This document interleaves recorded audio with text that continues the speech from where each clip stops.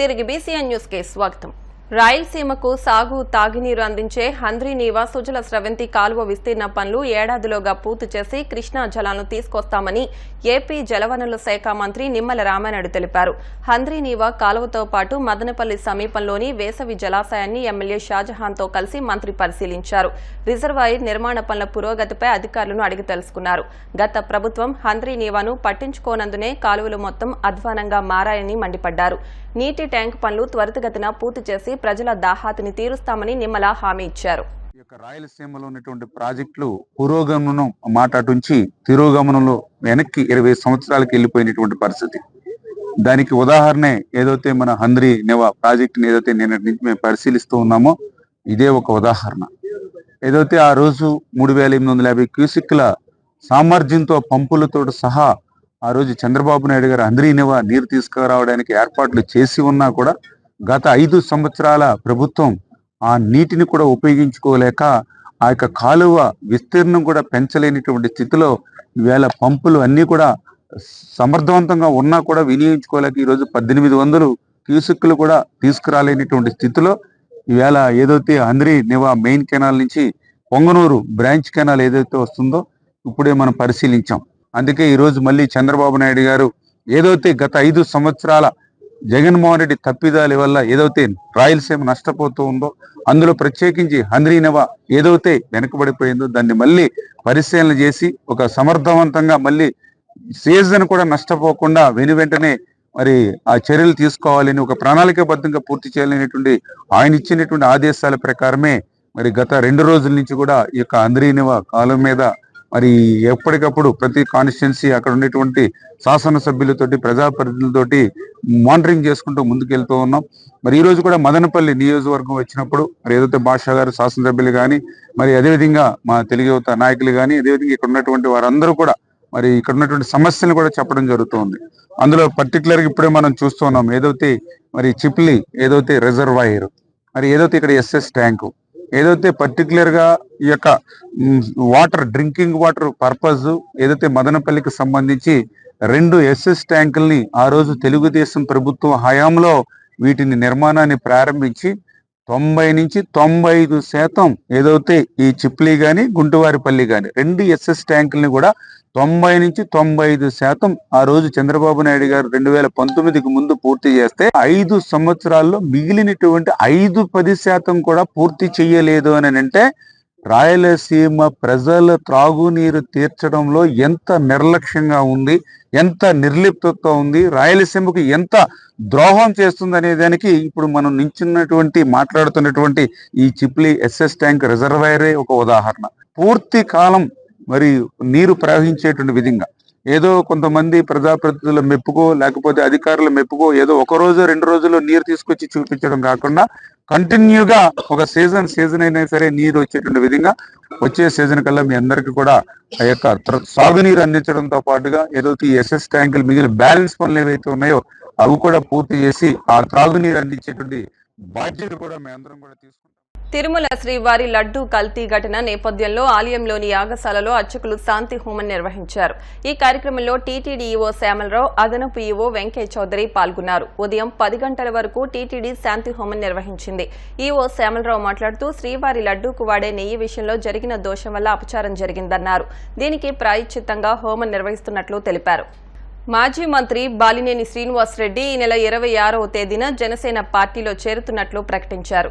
Deputy CM Janasena అధినేత పవన్ కళ్యాణ్ కు తనపై మొదటి నుంచి మంచి అభిప్రాయం ఉందని, అందుకే జనసేన పార్టీలో చేరుతున్నట్టు ప్రకటించారు. వైసీపీలో ఉన్న ఇబ్బందుల కారణంగా పార్టీ మారాల్సి వచ్చిందని బాలినేని తెలిపారు. జనసేన పార్టీ బలోపేతానికి తన వంతు కృషి చేస్తానని అన్నారు. మరోవైపు ఒంగోలు టీడీపీ ఎమ్మెల్యే దామచల జనార్దన్ తనపై చేస్తున్న వ్యాఖ్యలు సరికాదన్నారు.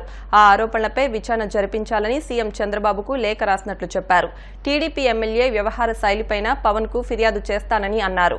పవన్ కళ్యాణ్ గారు మొదటి నుంచి కూడా వ్యక్తిగతంగా నా మీద మంచి అభిప్రాయం ఉంది. 2-3 మీటింగ్లో కూడా వైఎస్ఆర్ పార్టీలో బాలినేని శ్రీనివాసరెడ్డి వాళ్ళు కొంతమంది వాళ్ళు మంచి వాళ్ళు ఉన్నారని చెప్పి కూడా 2-3 సార్లు ప్రస్తావించడం జరిగింది. దానికోసం అని చెప్పి నాకు జరిగినటువంటి ఇబ్బందుల వల్ల నేను పార్టీ మారాల్సి వచ్చింది.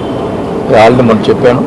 ఖచ్చితంగా కూడా జనసేన పార్టీలో చేరటం, జనసేన పార్టీ అభివృద్ధి కోసం నా శాసకులు కృషి చేస్తానని చెప్పి కూడా తెలియజేసుకుంటాం.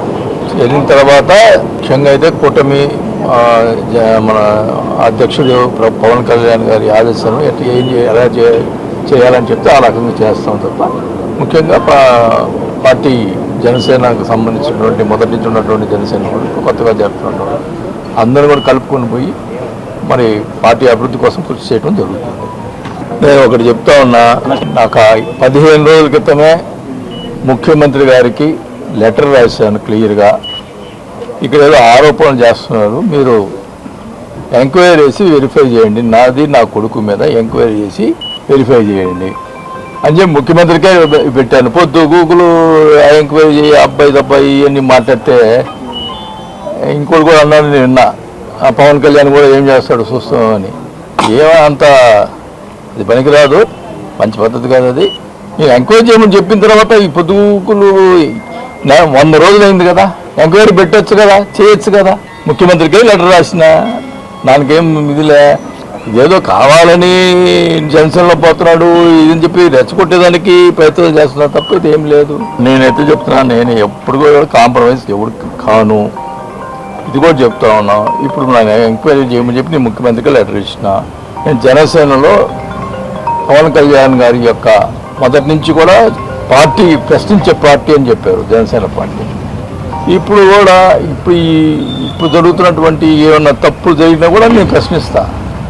ఈ రకంగా ఇప్పుడు నేను మొన్న క్లియర్గా చెప్పిన, ఏం చెప్పాను, లోకల్గా ఎమ్మెల్యే ఉన్నాడు, ఎమ్మెల్యే ఆయన అధికారం ఉంది, ఆ ప్రజలు ఎన్నుకున్నారు కాబట్టి ఆయన కార్యక్రమం ఆయన చేసుకుంటాడు, మేమేమి చేయము. కాకపోతే మా పార్టీ ఇప్పుడు మీకు జనసేనలో జరుగుతున్నాం కాబట్టి జనసేన వాళ్ళు కూడా ప్రాధాన్యత ఇవ్వమని చెప్పాము. అంత తప్పితే నేను మాట్లాడాలా, ఆయన అనవసరంగా ఇప్పుడు మాట్లాడుతూ ఉన్నాడు. అది కూడా దాన్ని కూడా పవన్ కళ్యాణ్ గారికి చెప్పడం జరుగుతుంది. ఈ రకంగా చేయటం అనేది తెలుగుదేశం జనసేన ఉన్నటువంటి ఎమ్మెల్యేగా తెలుగుదేశం పార్టీ వాళ్ళు చేరుతున్నారు. అప్పుడు జనసేన వాళ్ళు కామెంట్ చేయొచ్చా? తెలుగుదేశం వాళ్ళని ఫ్లెక్సీలు ఎవరు కట్టారో నాకు తెలియదు, ఆయన బొమ్మ వేసారని చెప్పి తీసేయమన్నాడంట. మన సంతోషమే, ఆయన బొమ్మ వద్దు అనుకున్నప్పుడు ఓకే, నో ప్రాబ్లం, అందరికీ చెప్తాను ఆయన బొమ్మ వేద్దయ్యా అని చెప్తాను. వార్తలు ముగించే ముందు ముఖ్యాంశాలు మరొకసారి. గుడారిగుంటలో కాకినాడ రూరల్ ఎమ్మెల్యే పంతం నానాజీ ప్రాయశ్చిత్త దీక్ష, క్రీడా సంచాలకులను దూషించిన విషయమై చేపట్టిన హోమం.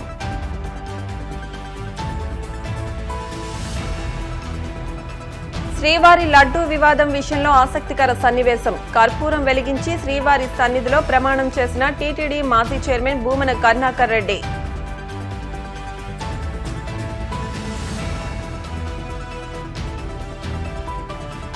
వీరవాసరం మండలం తోకలపూడి వాసి బ్రెయిన్ డెడ్, ముగ్గురికి పునర్జన్మ ఇచ్చేలా అవయవ దానం.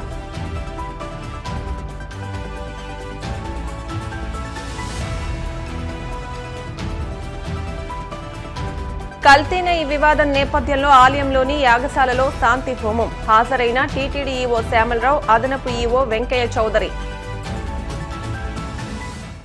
ఈ వార్తలు ఇంతటితో సమాప్తం.